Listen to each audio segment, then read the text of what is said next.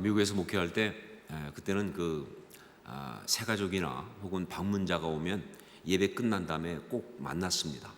지금 저희 교회는 너무 이제 사람들이 많기 때문에 그렇게 제가 할 수 없지만 그래도 미국에는 또 계속 해왔기 때문에 정말 타이트해도 그렇게 했습니다. 그래서 예배 끝나고 나면 이 새가족 방이 있어서 그 방으로 그날 새로 오신 분, 방문하신 분 다 오셔가지고 저하고 이제 교제도 하고 등록할 분 등록도 하고 이렇게 하면서 이제 그렇게 하는 시간을 가졌습니다. 근데 어느 날 그 방에 갔는데 거기에 한 나이가 좀 드신 분이 오셨어요. 아주 많지는 않지만 그래도 좀 나이가 있으신 분이 카드를 이렇게 방문 카드를 드렸더니 거기다가 쓰면서 단순 방문에다가 체크를 하시더라고요. 그러니까 등록하겠다 그러면 이제 새가족 등록 이렇게 쓰는데 그냥 오신 분들은 단순 방문이거든요. 단순 방문에 이렇게 표시를 하시길래 제가 나중에 보면서 어떻게 오셨느냐 그랬더니 자기는 캘리포니아의 LA 쪽에 사는 것이 아니라 애리조나에 산다고.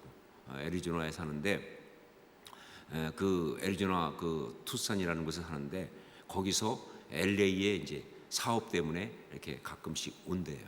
오는데 주일이 겹쳐서 올 때가 있어서 그래서 자기가 이번에는 특별히 자기 친구한테 어떤 교회를 가면 좋겠느냐라고 물었더니 그 친구가 ANC를 가라라고 추천을 해줘가지고 그래서 자기가 이곳에 와서 예배를 드리게 됐다고. 그러면 하는 얘기가 뭐냐면 너무 자기가 오늘 좋았다고 정말. 근데 그렇게 해서 얘기하는 걸 들어보니까 이분은 목사님은 아닌데 신학을 공부하고 계셨어요. 평신도지만 평범하지 않은 평신도. 나름 조금 열심을 내는 그런 분이셨어요. 그런데 하여간 이런 분으로서 이 ANC 와서 예배드리면서 자기가 너무나 좋아서 앞으로 LA에 출장 올 때가 되면 꼭 교회에 와서 예배를 드리고 싶다 이렇게 얘기했어요. 거기까지는 너무너무 좋았어요. 분위기가. 그렇잖아요. 분위기가 좋을 수밖에 없죠. 그렇죠? 이런 얘기니까. 근데 그 다음에 이제 이분이 한 얘기가 조금 문제가 됐습니다. 뭐냐면 자기가 이 오늘 ANC 예배 드리면서 가장 좋았던 게 뭐냐?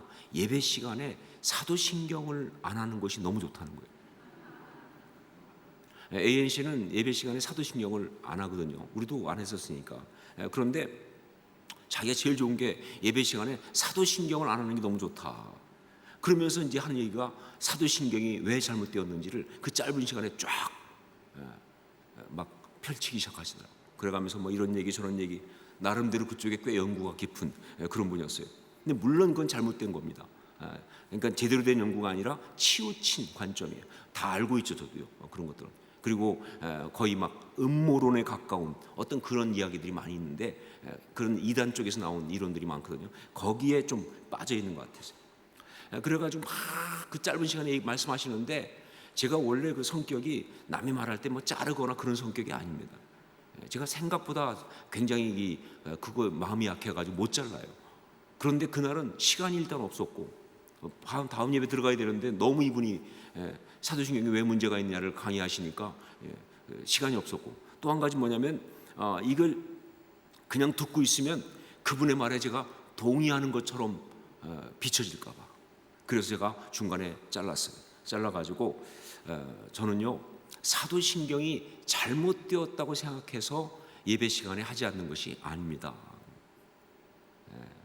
예배의 어떤 흐름이나 모든 걸 때 사도신경을 암송하는 것이 꼭 들어갈 필요가 없다고 생각해서 하지 않는 것이지 사도신경을 부정하거나 잘못되었다고 해서 그렇게 하지 않는 것이 아닙니다.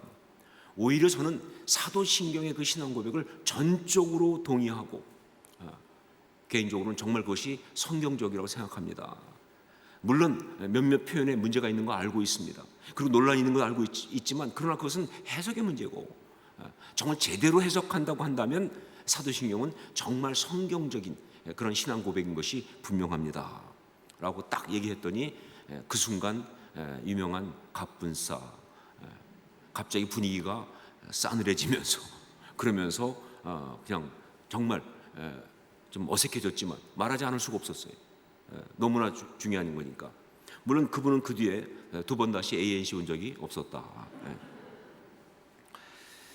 그래요. 지금도 일부에서는 사도신경이 문제가 있다고 말하고 있어요. 그리고 사도신경은 잘못된 것이다라고까지 말합니다. 어떤 극단적인 사람들은요, 사도신경은 어떤 그런 그 악한 무리들에 의해서 교활하게 만들어진 어떤 그런 것이다 라고 하면서 음모론까지 이야기를 한다고요. 그러면 사도신경에 나오는 여러 표현들을 가지고 막 이런저런 표현을 가지고 신학적 문제점을 얘기하기도 합니다. 저는 어떤 분이 하는 그런 뭐 CD 그런 걸 갖다가 뭐 시리즈로 한 것까지 다 들어봤는데, 하여간 구석구석 파서 이것도 문제 저것도 문제 이렇게 이야기를 많이 해요.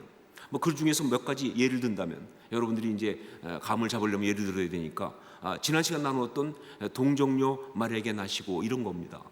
그러니까 동정녀 마리아에게 나시고, 결국은 캐톨릭에서 마리아를 강조하기 위해서 마리아의 어떤 그런 성모 어떤 그런 우상화를 하기 위해서 이걸 집어넣었다는 거예요. 그런 식의 이야기들.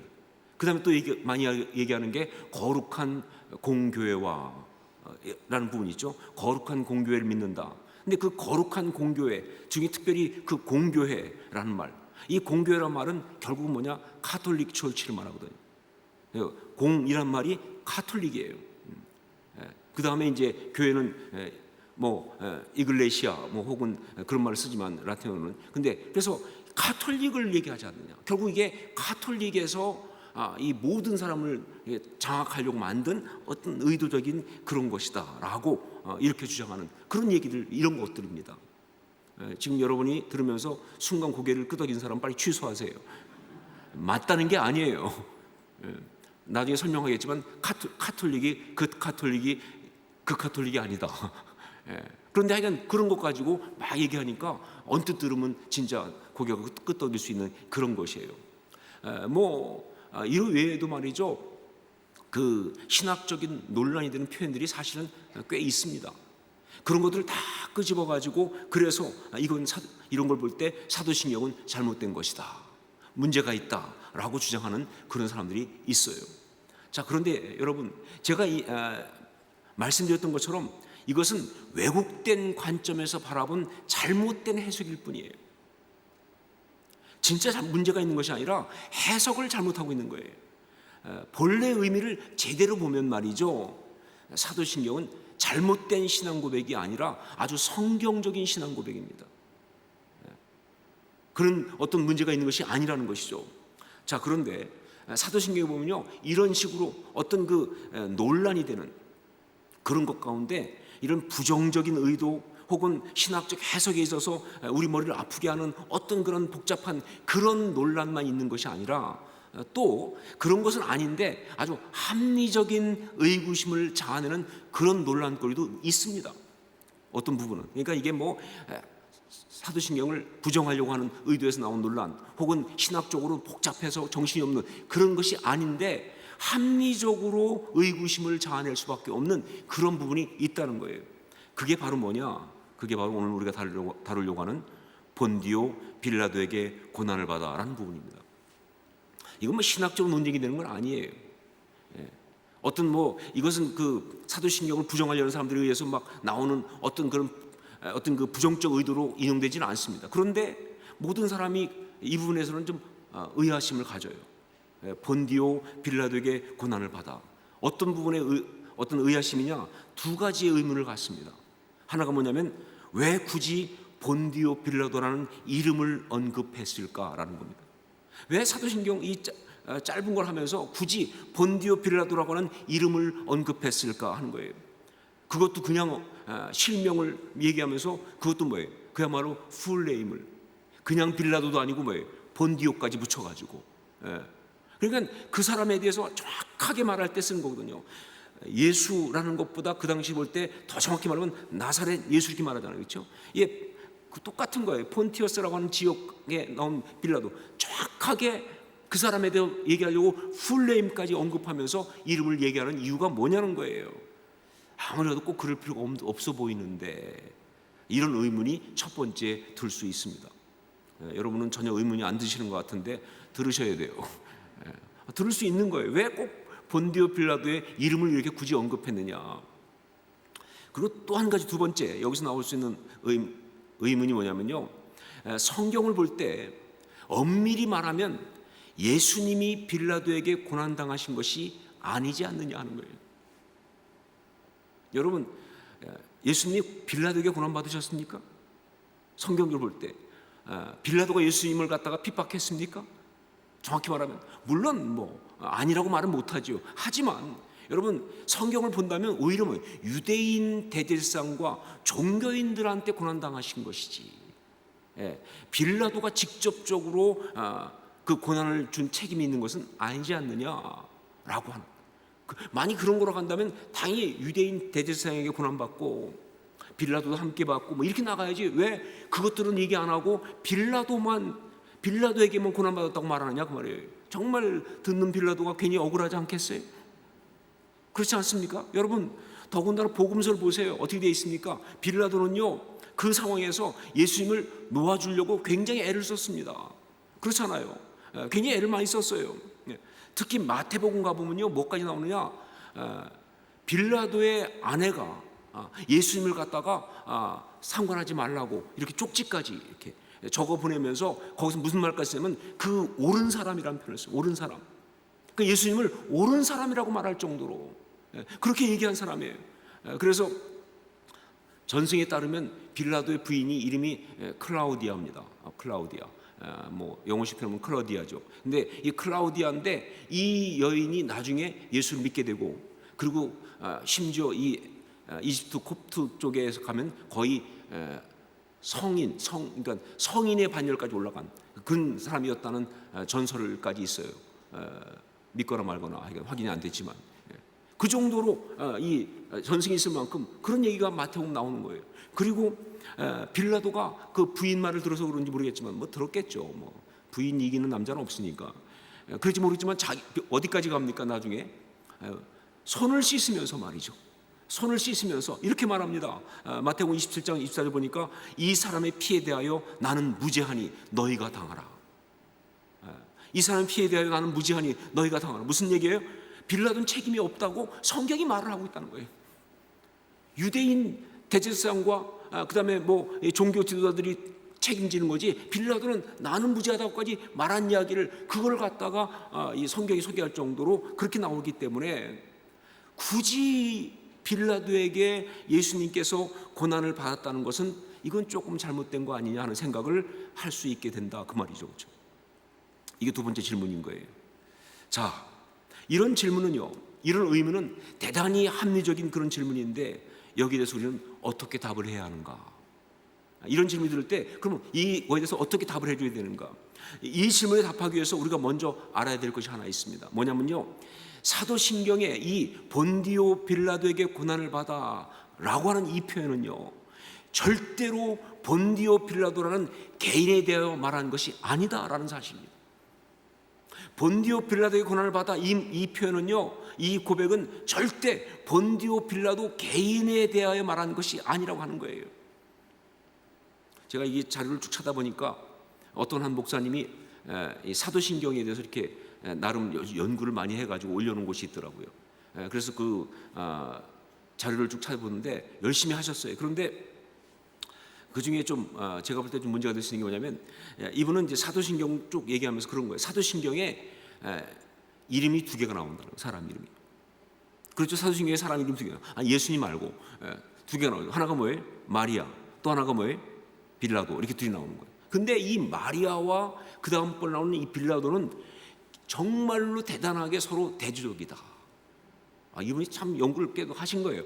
대조적이다. 일단 마리아는 여자고 빌라도는 남자고, 이것부터 시작해가지고 진짜 대조는 뭐냐? 마리아는 그 하나님의 뜻을 순종하고 하나님의 뜻을 받아들여서 그래서 하나님께 쓰임받은 아주 좋은 신앙의 어떤 본이 된 사람이지만, 그렇죠, 하나님의 뜻을 받아들이고 순종해가지고 하나님께 쓰임받았잖아요. 그런 아주 좋은 신앙의 사람인데, 그런데 빌라도는 그 반대라는 거예요. 자기 마음속에 정말 하나님이 주신 마음이겠지만 예수님은 죄가 없다, 예수님은 놓아줘야 하겠다라는 마음이 있었지만, 그게 하나님의 뜻이었는데 그 마음에다가 순종하지 못하고 사람들이 막 그냥 죽여야 한다, 데모가 날려고, 반란이 일어나려고 그러고 말이죠. 가이사에게 충성 안 하는 것이 되면 당신도 재미없을 줄 알아, 협박까지 하고 사람들이 막 이야기를 하니까 그 이야기가 무서워서 혹은 그들의 마음을 맞추려고 혹은 그 어떤 자기도 그런 욕심이 있어서 그래서 결국은 예수님을 십자가에 못 박도록 내어줘 버린,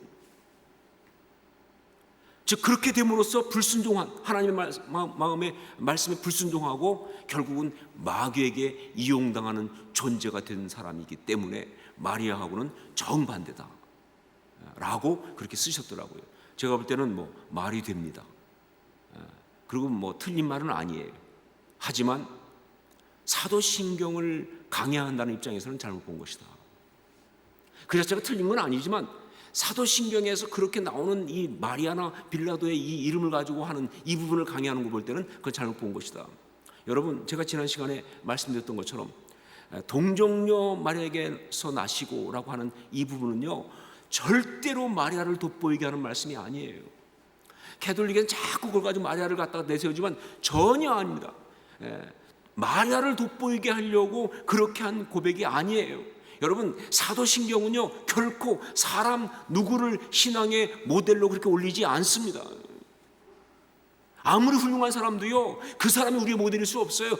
하나님 예수 그리스도 성삼위 하나님께 직접 고백하는 이야기이기 때문에 사람 누구가 본이 되는 것이 아니에요.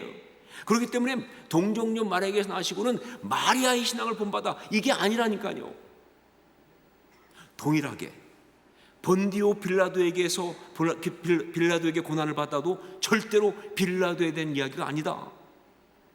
그러니까 동정녀 마리아에게서 나시고가 마리아처럼 좋은 신앙이 되자가 아닌 것처럼 여기 이 본디오 빌라도에게 고난을 받아도 절대로 빌라도처럼 그렇게 나쁜 놈이 돼서는 안 된다가 아니라는 거예요. 절대 그런 부정적 본보기가 아니라는 거예요. 그렇게 해석하면 안 된다는 거예요. 그럼 무엇인가? 우선 이 본디오 빌라도에게 고난을 받아라는 이 표현은요 원래 라틴어 원문으로 보면요 우리말 번역이 조금 잘못되어 있어요. 본디오 빌라도에게 고난을 받아 이렇게 번역되어 있는데 라틴어 원래 그 원문을 그대로 보면요 이렇게 번역해야 합니다. 본디오 빌라도 아래에서 고난을 받아. 이렇게 라틴어 중에 수브라는 말이 있는데 그게 바로 아래예요. 빌라도로부터가 아니라 그 아래라는 뜻이에요. 그러니까 본디오 빌라도 아래에서 고난을 받아 이렇게 번역을 하는 것이 맞는 거예요. 그러니까 본디오 빌라도 개인에게 직접 고난을 당하신 것이 아니고 본디오 빌라도라고 하는 통치자가 있는 그 시대의 그 상황 가운데서 주님이 고난당하셨다 그 뜻이라니까요. 본디오 빌라도가 직접 고난을 준 게 아니고 본디오 빌라도라고 하는 통치자가 있는 그 시대 그 상황 가운데서 고난을 받으셨다 그 의미예요. 그러니까 사도신경에 나오는 본디오 빌라도는요 한 개인이 아니라 그 시대의 세상 나라의 상징이다.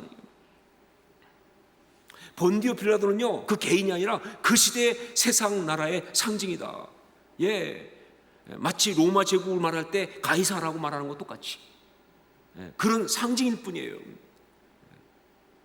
한 개인이 아니고 우리 예수님께서 십자가에서 고난당하시고 죽으신 바로 그 시대 그 세상 나라를 대표하는 존재로 본디오 빌라도가 여기에 언급된 것이다.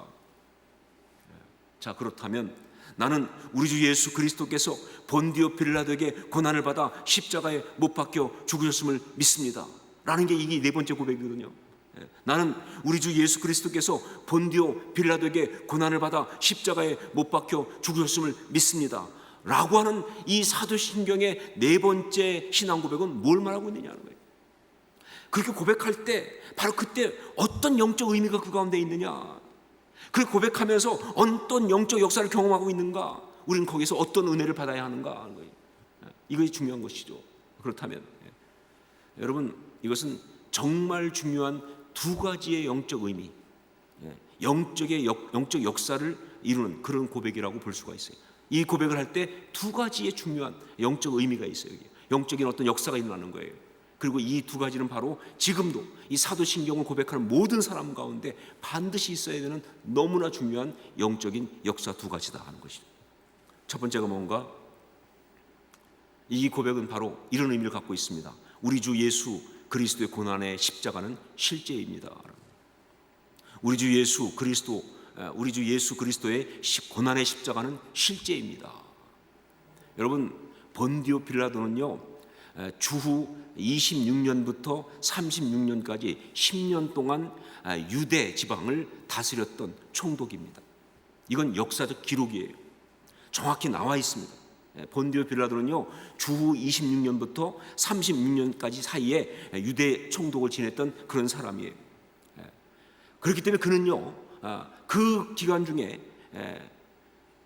유대인들 어떤 리더들의 주장을 받아들여 가지고 그들의 요청을 받아들여서 그래서 나사렛 예수를 십자가형으로 처형한 본인인 것이 확실합니다.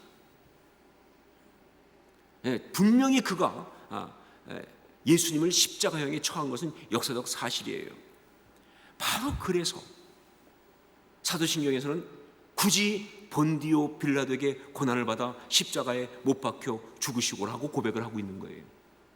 무슨 얘기인가?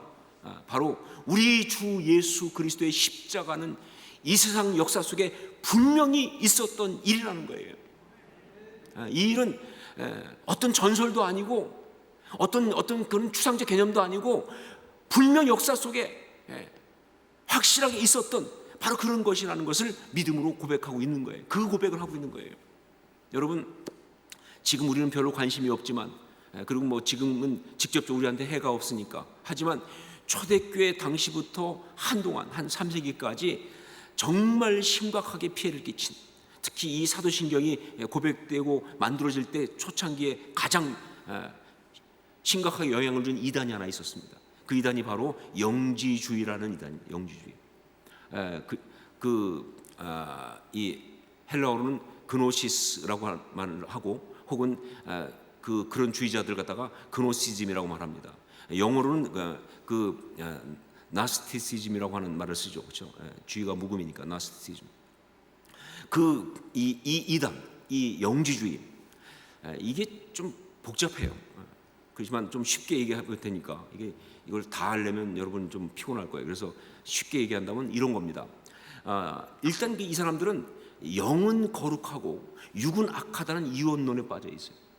육은 악한 거예요. 영은 거룩한 거예요. 그러다 보니까 이것들이 그런 어떤 영지주의자들이 교회 안으로 들어오면서 어떻게 이다리느냐, 성자 예수님이 육신을 입고 이 땅에 오신 게 말이 안 되는 거예요. 영이신 하나님이 어떻게 이 악한 육체를 입을 수 있느냐는 거예요. 이건 말이 안 되는 거예요. 그러니까 육신을 입고 이 땅에 오신 나사렛 예수는 그건 하나님이 아니죠. 성자 예수님이 아니신 거예요. 육이니까. 그럼 뭐냐? 그건 일종의 뭐냐면 환상이다. 그러니까 영이 그 위에 임한 것처럼 보이는 환상일 뿐이지 실제가 아니라는 거예요. 육은 악한 거니까. 자, 뭐 여기까지는 그냥 뭐 그런가 보다 합시다. 그런데 그래서 사실은 그런 그 영지주의자들 주장 때문에 요한복음에 보니까 뭐예요? 말씀이 육신이 되어란 말을 강조하고 있는 거예요. 육신 됐다니까, 육신이 맞다 말이죠. 절대 그냥 뭐 육신이 아니고 그냥 그렇게 보이는 그런 게 아니라는 거예요. 성경은 그걸 강조하고 있죠. 여하튼 그들의 주장. 그런데 이것들이 막 사람들을 혼란스럽게 하는 것 중에 하나 뭐냐? 예수님의 십자가. 그것도 예수님의 십자가. 그러니까 이 영지주의자들 볼 때는 이게 말이 안 되는 거예요. 육도 악한데 어떻게 하나님이 십자가에서 죽으실 수가 있어요? 그렇게 피 흘려가면서 고통받으면서 어떻게 죽으실 수가 있어요? 말이 안 돼요. 그래서 나온 이들이 주장한 이론이 뭐냐면 가현설이라는 거예요. 가현설. 가현설. 그러니까 가짜로 보이는 어떤 그런 거다 그 말입니다. 이걸 갖다가 이 신학적 용어로는 이 도케티즘이라고 얘기합니다. 도케티즘. 제가 학교 다닐 때 이걸 도깨비즘이라고 외웠는데 비슷하긴 하죠, 그렇죠? 도깨비나 도케티즘이나 하여간 그냥 도깨비 같은 얘기니까, 그렇죠? 그러니까 예수님이 십자가에 달리신 게 진짜로 달리신 게 아니고 뭐예요?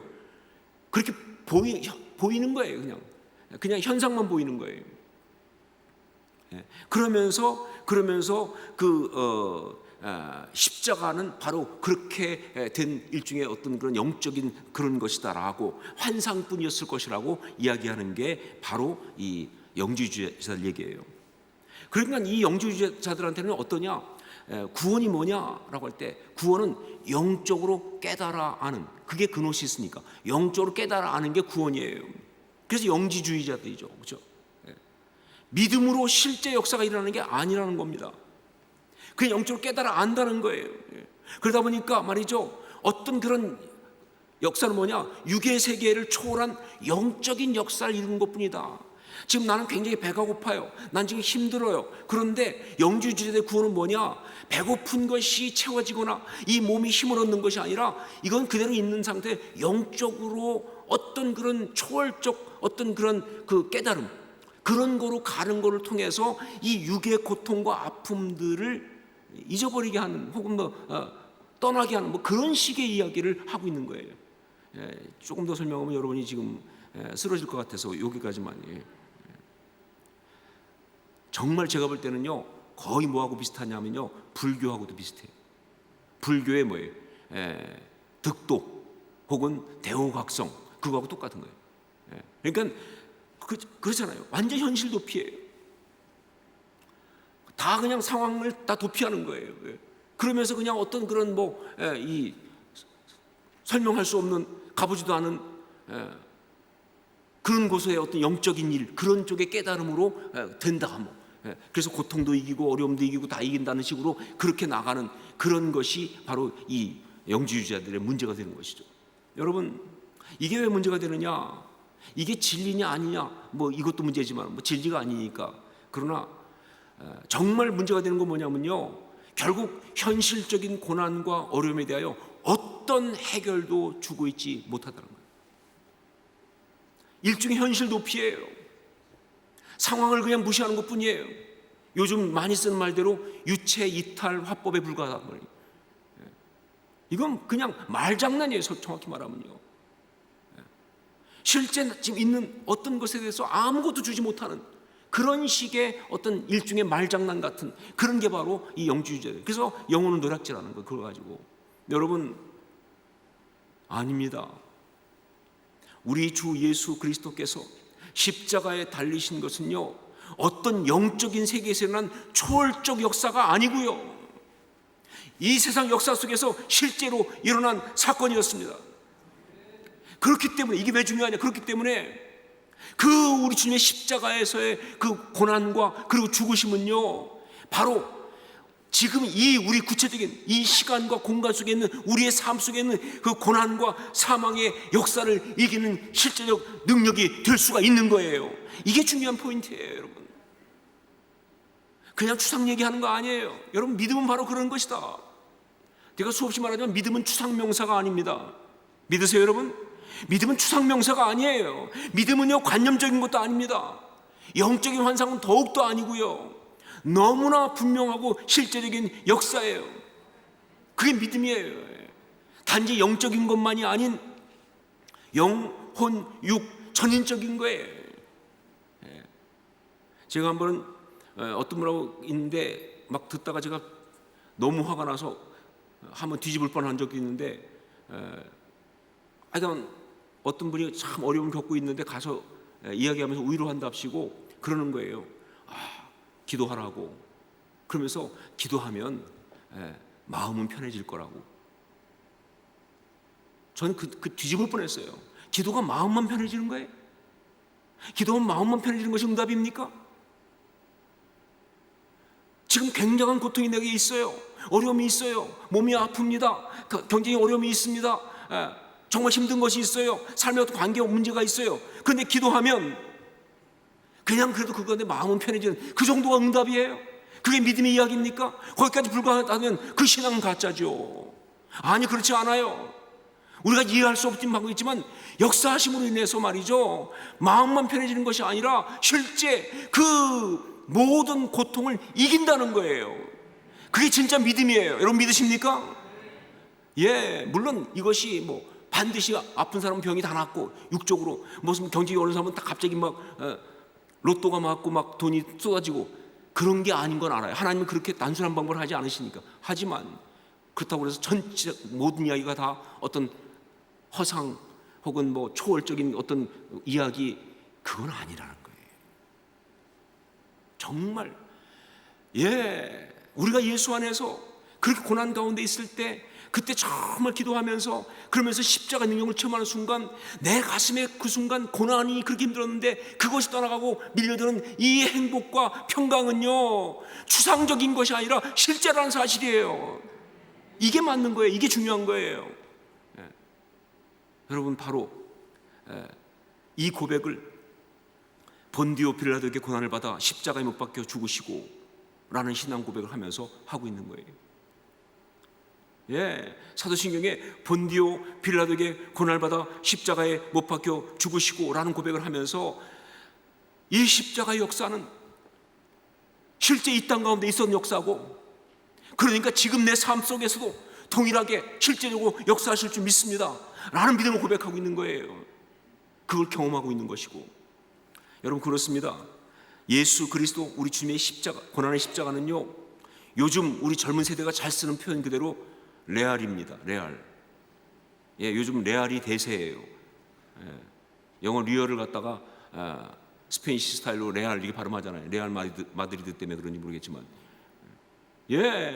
우리 주님 예수 그리스도의 십자가의 그 역사는요, 그거는 가상이 아니에요. 도깨비가 아니에요. 레알입니다. 레알이에요. 그 말은 무슨 얘기냐? 바로 우리 주 예수 그리스도께서 레알, 즉 실제로 역사 속에서 십자가에 달려 고통당하고 죽으셨기 때문에, 그래서 바로 그 예수 그리스도를 주로 믿고 고백하는 모든 사람들이 그 십자가를 통해서 경험하게 되는 그 구원의 은혜가 레알이다, 그 말입니다. 이게 신앙이죠. 이게 신앙이죠. 이 싸움이 사실은 만만치 않지만 우리는 반드시 어떤 경우에도 이 분에서 양보할 수 없다는 것이죠. 바로 이 고백을 사도신경이 하고 있는 겁니다. 본디오 빌라도에게 고난을 받아 십자가에 못 박혀 죽으시고 라고 고백하면서 말입니다. 두 번째, 여기 있는 또 하나의 영적인 중요한 게 뭐냐? 참 신앙의 길은 고난의 십자가를 지는 것입니다 라는 고백이. 참 신앙의 길은 고난의 십자가를 지는 것입니다. 사도신경의 네 번째 신앙 고백은 우리 주 예수 그리스도께서 본디오 빌라도, 즉 세상에게 고난을 당하시고 십자가에 못 박혀 죽으셨습니다. 난 이것을 믿습니다. 이렇게 고백하고 있잖아요. 그렇죠? 사도신경의 네 번째 고백은 뭐냐? 우리 주 예수 그리스도께서 본디오 빌라도, 즉 세상에게 고난을 당하시고 십자가에 못 박혀 죽으셨음을 나는 믿습니다. 이렇게 말하고 있잖아요. 그렇죠? 자, 그런데 여러분, 이거는요 절대로 패배의 인정이 아닙니다. 그렇게 패배하셨습니다. 고통스러운 결과의 수용이 아니에요. 그렇게 운명을 달리하셨습니다. 어떤 절망의 고백이 아니에요. 그게 끝나셨습니다. 그거 아니에요. 여러분, 이건 그것이 아니라 뭐예요? 신앙 고백입니다. 나는 우리 주 예수 그리스도께서 세상에게, 본디오 빌라도, 즉 세상에게 고난을 당하시고 그래서 십자가에 못 박혀 죽으셨음을 믿습니다 라는 것은요, 너무나 안타깝게, 아쉽게, 어쩔 수 없이 정말 절망하면서 죄송하지만 그렇게 죽으셨네요, 이 얘기가 아니라니까요. 주먹 불끈 쥐고 말이죠. 우리 주님께서 십자가에서 세상에게 고난받으시고 십자가에 못 박혀 죽으셨음을 나는 믿습니다 라고 하는 일종의 선포인 거예요. 여러분, 이거 톤이 달라요.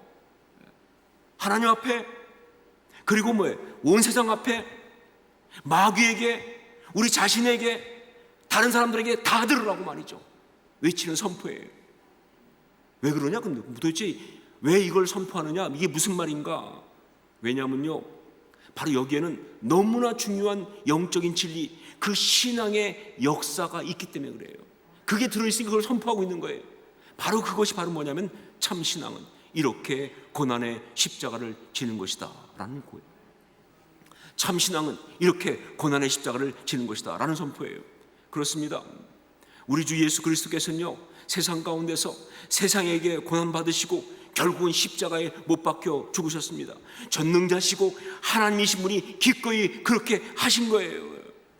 그렇기 때문에 그 이야기는요 어떻게 되냐, 그분의 제자인 우리가 이제 정말 그 사실을 갖다가 믿음으로 당당하게, 단호하게, 아주 결연하게 고백하고 선포를 해야 되는 거예요. 숨겨야 될 스토리가 아니에요. 감춰야 될 스토리가 아니에요. 우리는 분명히 이 사실을 갖다가 선포할 수 있어야 돼요. 왜냐면요, 이게 굉장히 강력한 역사니까. 여러분, 혹시 속이는 자가 와가지고 우리가 고난당할 때 그렇지, 신앙은 결국 안 되는 거지. 믿어도 소용없어. 예수 믿는다고 다 편하는 게 아니야. 아닐지도 몰라. 결국 예수 믿는다고 다 잘 되는 것도 아니지 않니? 믿음이 모든 걸 이기는 게 아니지 않니? 이 고난 당한 거니까 너는 버림받은 거야 라고 속썩일 때, 그때 정말 우리 신앙의 사람은 아니다, 고난의 십자가 그게 바로 참 신앙의 길이다 라고 선포할 수 있어야 하기 때문에 그런 거예요. 여러분 정말 우리는 그동안 이런 마귀의 어떤 속삭임에 너무 농락 많이 당했어요. 조금만 고난이 오면 신앙이 막 흔들려. 조금만 어려우면 막 갈등이 오고 말이죠. 아닌 것 같아, 하나님이 안 계신가 안 계실까 시작해가지고 말이죠. 이게 마귀의 전략인데, 여러분 이 고백은요, 참 신앙은 늘 잘되고 늘 성공하고 늘 아름다운 게 아니라 고난의 십자가를 지는 것이다 라는 이 고백 앞에 가면요, 더 이상 마귀가 역사할 방법이 없는 거예요. 여러분, 누구보다 이러한 신앙으로서 아름답게 선 사람이 누구냐? 바로 사도 바울이죠. 사도 바울은요, 누구보다 이 신앙의 비밀을 가지고 이것 때문에, 이것으로 정말 모든 현실의 고난을 이기고 세상이 이기고 참 신앙의 길을 걸어갔던 그런 사람이에요. 이게 바울 사도예요. 이걸 잘 보여주는 것이 바로 오늘 우리가 함께 읽었던 말씀, 고린도전서 1장 22절로 24절 말씀 아닙니까? 우리 함께 다시 한번 같이 읽도록 하겠습니다. 고린도전서 1장 22절로 24절 같이 읽습니다. 유대인은 표적을 구하고 헬라인은 지혜를 찾으나 우리는 십자가에 못 박힌 그리스도를 전하니 유대인에게는 거리끼는 것이요 이방인에게는 미련한 것이로되 오직 부르심을 입은 자들에게는 유대인이나 헬라인이나 그리스도는 하나님의 능력이요 하나님의 지혜니라. 여기서 바울이 뭐라고 말합니까? 우리는 십자가에 못 박힌 그리스도를 전한다. 영광의 신학이 아닙니다. 왕으로 올라서 왕관에 앉아있는 왕관 쓰고 왕자에 앉아있는 바로 그 메시아를 말하는 게 아니라, 우리는 십자가에 못 박힌 그리스도를 전한다. 역설같이 보이지만, 황당하게 느낄 수 있지만, 세상은 말도 안 되고 조롱할 수 있지만, 그러나 이게 실제로 하나님의 능력이고 이것이 바로 하나님의 지혜임을 확신하면서, 이 기가 막힌 것이 뭐예요? 내 삶 속에 있는 모든 어려움들을 이기게 하시는 거예요. 능력이에요. 모든 장애를 이기게 하는 거예요. 그렇죠? 여러분, 이런 고백한 사람한테는 실망이 없어요. 이런 고백하는 사람한테는 낙심이 없어요. 이런 고백하는 사람은 패배가 없어요. 그리고요, 그 모든 간교한 것들을 다 풀어버린다는 거예요. 참 보면 갈등할 때 보면 간교하게 묶었잖아요. 다 풀어버려요. 우린 십자가에 못 박힌 그리스도를 전한다, 이 사실 앞에 말이죠. 똑같은 고백을 한 게 바로 뭐냐? 사도신경에 본디오 빌라도에게 고난을 받아 십자가에 못 박혀 죽으신 것을 나는 믿습니다 라는 고백인 거예요. 신앙을 고백하는데, 예수 그리스도 우리 주님을 고백하는데, 승리하시고 영광에 올라가신 그걸 고백한 게 아니라 십자가에 못 박혀 죽으신 것을 믿는다고 고백하는 이 신비한 어떤 영적 이 고백을 여러분 이해하실 수 있겠어요? 그렇죠? 이건 기가 막힌 파워입니다. 이건 놀라운 이야기예요. 그래요.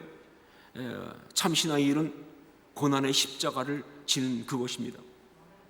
우리 주님께서 그렇게 하셨듯이 우리도 할 수 있고 해야 하는 바로 그것이 참 신앙의 길이에요. 여러분, 그 신앙 가운데 있으면 우리는 더 이상 고난에게 협박당하지 않습니다. 참, 우리는 그동안 너무 협박 많이 당했어요. 아니요, 그 신앙이 있으면 우리는 더 이상 고난에게 협박당하지 않습니다. 우리는 더 이상 실패를 두려워하지 않습니다. 여러분, 세상의 정죄와 사람들의 비난을 겁내지 않습니다. 사람들이 흉보면 어떡하지? 남들의 시선 어떡하지? 아니요, 겁내지 않습니다. 우리는 더 이상 죄에게 농락당하지 않습니다.